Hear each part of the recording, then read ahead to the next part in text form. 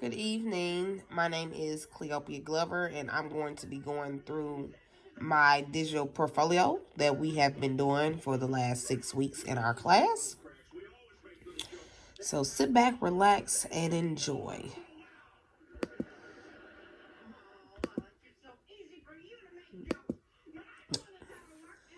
All right. So in week 1, we discussed 21st century teaching and learning, and we had to conduct a mission statement and a word cloud. And I thought this was very interesting. And some of the words I used that I correlated with the 21st century teaching and learning was critical thinking, determination, understanding, excitement, innovative. Those are the words that really stuck out to me, especially when we're talking about the 21st century. There is so much that technology has afforded us to do in today's day and age. And in order to branch that off into our students, into our scholars, they need some of these main components in my word cloud, which is the critical thinking, which is determination, which is understanding, which is excitement, innovative. All that comes into play, especially when you're talking about technology coming into the classroom, because technology coming into the classroom does bring all of that. There's plenty of applications that we use on an everyday basis that we have to use our critical thinking, and they have to understand in order to achieve or get that mastery level. Technology with the games and all that kind of stuff, that brings excitement, that brings innovative, that makes them think a little bit more, makes them excited about learning and getting ready to learn new material and new things. So that was week 1. Week 2 is when we had to do the media application scenarios, where we examined the 3 different scenarios with the elementary, middle school, and high school kids. And we had to really look at our English language learners, our diverse classrooms, kids having not having so much technology in the home. And that is everyday things that we come across as educators. Those 5 things that we had to address in this presentation was what we deal with. We do have kids that do not know much English, and we have to find different ways to teach them. We do have kids in our classroom that does not have technology at home. We also have kids that learn different ways, learn at different spaces, learn at different paces. So I thought the scenarios was very good. It gave us a chance to break down everything that we see every day. Here's a brief setting of what the media application scenario presentation that I did.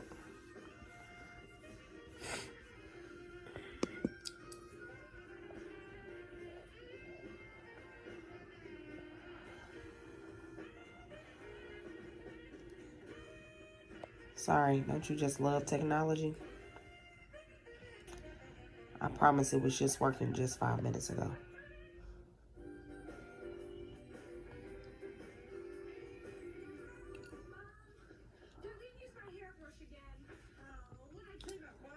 Okay, well, that doesn't want to work. Hello, today we're going to be talking about media application scenarios. We are going to be taking a look at 3 different scenarios today, and they are going to be focused on our elementary scenario, middle school, and high school. It is important that we stay on track, and these are the components that we are going to try to hit in every scenario to make sure that our student needs are met. We are going to focus on students with specific learning disabilities in reading and math, English language learners, students with varied ability levels, multicultural students, students with limited access to technology in the home. Our first scenario is based on our elementary in Mr. B's classroom. So that was just a brief introduction of what that was. In week 3, we discussed lunch and learn. And that is when we teach and eat. And we're actually basically going over different things while we eat. And my presentation was based on, we talked about pre-assessment. So I did a pre-assessment handout of just seeing what the teachers knew about how to incorporate technology into their classroom, or even how often they use it as a pre-assessment to know and to get an idea of what did I need to do, where areas that I need to point at, what ways that could we enhance it and make it a successful lunch, and for them to be able to learn at the same time. We talked about facilitating groups, conducting research, communication and final projects, group activities, and I actually did a do now assessment when I had the teachers partner up and move around and get to talk about different things. How to manage your classroom, how to manage devices. And I also did another assessment where I had the teachers do an exit ticket where they had to do like another survey as to what they learned, what they obtained, what would they take forward from doing this lunch and learn.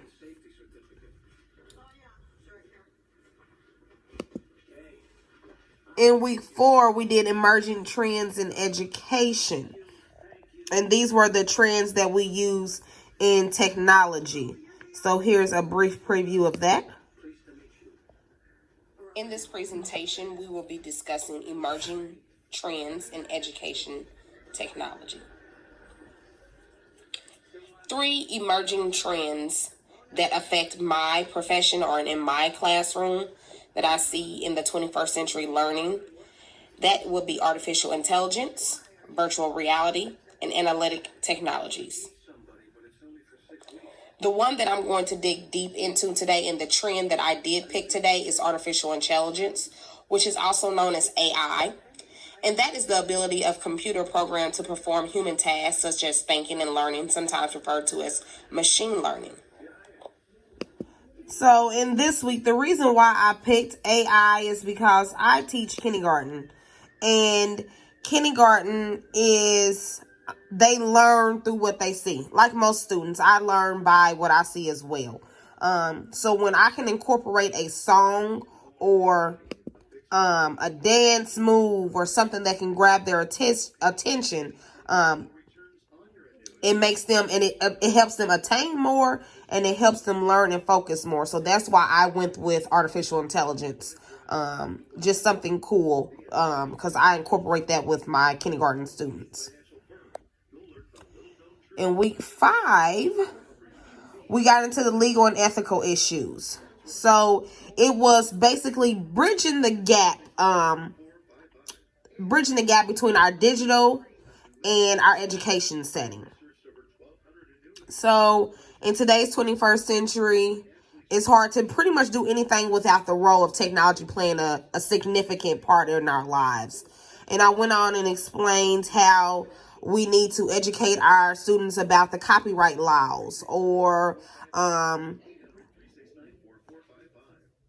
plagiarism and academic dishonesty. We all talked about all of that, and we went into depth into how that our students, how we need to educate our students on these significant factors, because in today's day and age, they can get into a lot of trouble with those copyright laws, and not really realizing that what they put on the internet now follows them. Once you put it on the internet, you cannot take that back. So it is wise for us to be able to educate them. I know last year I taught middle school, and sometimes they just do not care. They will do anything or put anything on the internet. So I thought this was very important, especially when you have the older kids.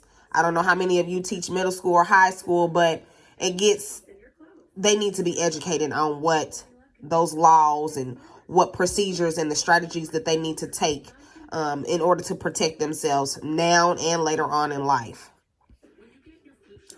And in this last week, week 6, we had 2 components, best practices and trends, and I did a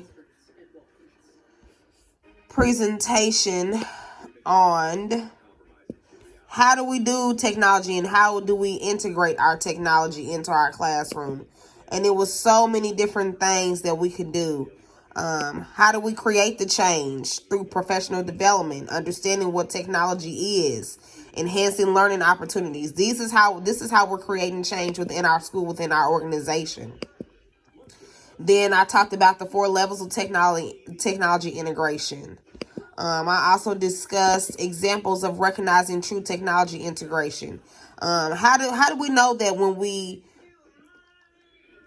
integrate technology, how do we know that it's impacting our students? And I started off with empowered leaders. When they know it, when they're confident in what they know, the sky is the limit to them. We also talked about ways to outreach the community. And we went on and we went on, funding and opportunities, because in order for us to be able to integrate in our classroom, we have to be able to afford it. The schools have to be able to afford it. So donations, fundraising, grants, all those come into play when we're talking about expanding and integrating technology into our classrooms. I have really enjoyed this class, and I hope you guys enjoyed my presentation. Thank you so much for taking the time out to listen to me, and enjoy your night.